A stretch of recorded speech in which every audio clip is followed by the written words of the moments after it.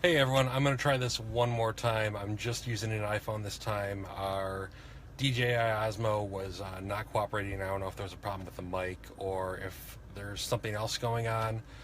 But I'm going to walk you through the 2017 Audi A3. And for those of you that couldn't hear me the first time, I was talking about how the A3 is a little bit of an older product now. It's been on the market for a couple of years, and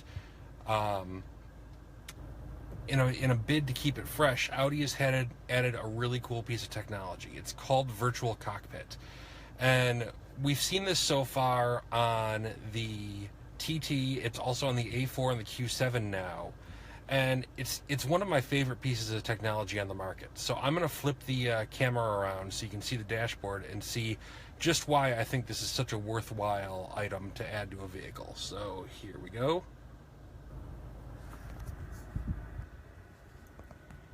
There we are. So this is the dash of our A3. This is an A3 Prestige, so it's the top end trim. Costs $44,100, and the great thing about it is this 12.3-inch display here. I've seen a lot of these all digital instrument clusters over the years. Cadillac's done it, Jaguar Land Rover's done it, BMW. A few other brands. Ford is preparing it for the 2018 Mustang, but Audi's implementation is really the best because it allows you to get by without this ugly little thing here. I've put about 130 miles on this car and about 1,000 miles overall on cars with Virtual Cockpit, and the first thing I do when I get behind the wheel is this. That's right, you really don't need the center display. In fact, the Audi TT doesn't even have one. It just has Virtual Cockpit. And so I'm going to walk you through why this is such a cool deal. So it's a 12.3-inch display, as I said, and the key to it is that it implements basically everything but the basic options for the vehicle, the kind of things you're only going to set once, like connecting to Bluetooth or setting the date and time or tuning the treble and the bass on the stereo. That's still in the center display, but everything that you use on a regular basis is integrated into here. And the key to it is these four top sections along the top of the screen. You can see it says 245 miles, 94.7. There's a phone icon with the bars, and then there's a little map icon, which you can't really see on the camera because it's not that good. Zoom out a little bit. You're going to control everything via the steering wheel. There is a knob and dial and the switches here, but you really don't need them. The main thing that you'll be using is this little rocker toggle right here that allows you to cycle through all the different options in Virtual Cockpit, including this really cool, this is my favorite, is a full Nav Screen with Google Maps integration. And I'll get to that more on that in a second because it's a really neat little trick. But you have these four different things that allow you to sort through everything from what your fuel economy is looking like, to the date and time, to how much energy or how much gasoline systems like the air conditioning or heated seats are costing you. The infotainment tab is pretty obvious. It's infotainment or entertainment. So it's all of your Bluetooth streaming, your satellite radio, your terrestrial radio. Obviously contacts. You're getting a good look at all the friends that I have that have too many names starting with A. And then navigation.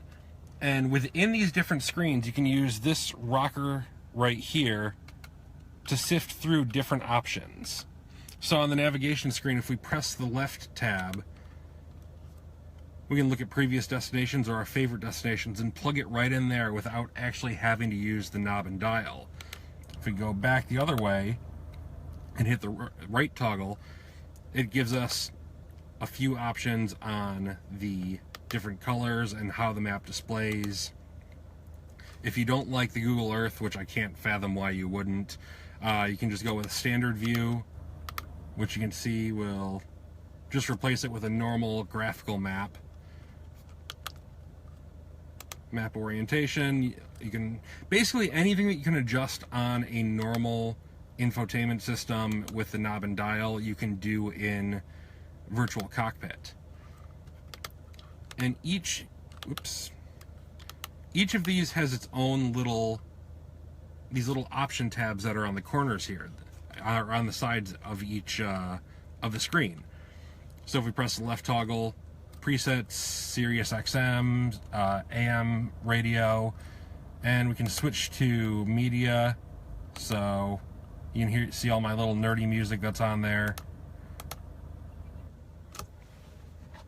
Kill the audio there. And of course, right here. But then kind of its party trick, and this is great if you, especially when it comes to the map, if you need something a little bit bigger, need to know, Andrew, this is a 2017 Audi A3. If you need a little bit more detail about where you're going, you can get this really nice display. You can zoom in. I'm actually going to put it back on Google Earth.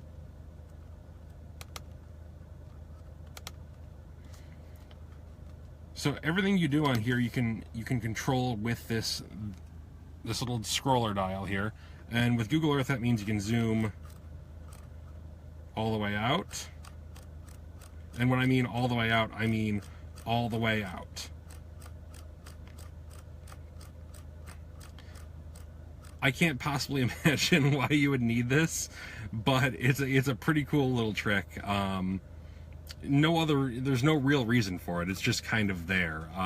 But it's great. It's really kind of fun if you want to see just how far you've traveled, but it takes a second to zoom back in. So I've got it set to zoom back into 300 feet. And here we are. But if you get tired of that, or you don't necessarily want to see so much of what's going on, you can hit this handy little view button right here. And ta-da! The entire view changes. You get much larger dials, proper tachometer and speedometer, but you don't really lose any information. You still have the same display panels that you have in the normal expanded mode. It's just a little bit smaller, a little bit more compact, and it's really great if you are trying to work off of, if you don't really need the information that's on display, but you still don't want to use the center display. I'm going to go back because I personally really like this. Depending on the product, there's also this little asterisk button right here that you can program in with different settings. So I'm going to go back to where we can do that. Now if we press the right toggle, oops, that's the additional display. Actually, that one we have to go into the actual screen. So let's pop back in there. Vehicle. I was messing with the air conditioning because it's unseasonably warm here in Michigan. Vehicle settings. Steering wheel button. So this is a pretty simplified version of this in this A3 because I don't have any of Audi's drive mode features. It's part of the sport package. It's a $650 option on this model. So it's kind of limited in what you can do, but you can program this little spare button to do kind of whatever you really need it to. So if I have it set to switch between day and night. So if I hit it, map colors day, map colors night, map colors day. Now the cool thing is on products like the A4 and I believe the TT and the Q7, if you have Audi's different drive modes, you can program that button so all it does is cycle through the drive modes, through comfort, normal, dynamic, and individual. So if you happen to find yourself on a really twisty bit of road and you want to switch over, you just press the button once and it cycles into the next most aggressive setting. Let's see. Put that away since we don't really need it. Now, I know this looks like it's a pretty complicated piece of technology, and it does require you to kind of rewire your brain to figure out how it all works. But I don't think the learning curve is so steep that you couldn't figure it out by messing around with it in an afternoon, and eventually it's going to become second nature. Hey, Mikey, thanks for joining us. But I think the question on a lot of people's mind will be the cost, and it's not cheap. I'm in the A3 Prestige right now, which is the top end model. It's, as I said at the beginning, it's $44,100 for this car, which is an awful lot for a car that does feel a lot like a Golf, but I think it's totally worth it because it comes with Virtual Cockpit standard. The only other way to get it is if you go to the mid-range model, which is, I believe, called the Premium Plus, and it's part of a $3,000 option package that adds some other stuff that you might not really be interested in. It's really a no-brainer technology, and I'm really pleased to see that Audi is bringing it on to other models. I think you'll be seeing this in the A6 and the A7 and the A8 and the next Q3. It might be in the Q5 already. I haven't driven that one, so I don't know. It's also good that Volkswagen is going to be implementing a version of this too. It's not as customizable. When I tested it in a Tiguan last week, you can't quite reconfigure it in the same way, although the same basic function of having everything programmed along the top is still the same. You just don't really have this ability to shrink the gauges and rearrange, how you want things to look. But it's a really nice piece of technology because it does force you to keep your hands on the road. I find that when I'm driving these Audis with Virtual Cockpit, I spend a lot more time with both hands on the steering wheel. I don't feel tempted to go and mess with the knob and dial. I don't have to, if I want to change the radio station, I don't have to cycle through and figure out, well, oops, I hit the dial too many times. Let's go up. Which station do I want? It's all in here, and it's all very, very easy to cycle through. There's some great sensitivity on this scroll pad here. It has a nice quality sound to it, and it's very, very easy. You don't really need to think. It becomes second nature after a little while, and that makes driving safer. If you guys have any more questions, I'm going to hang out and I'll be responding in the comments once I'm back online. I hope you enjoyed getting a look at the A3 and Audi Virtual Cockpit. Have a good one.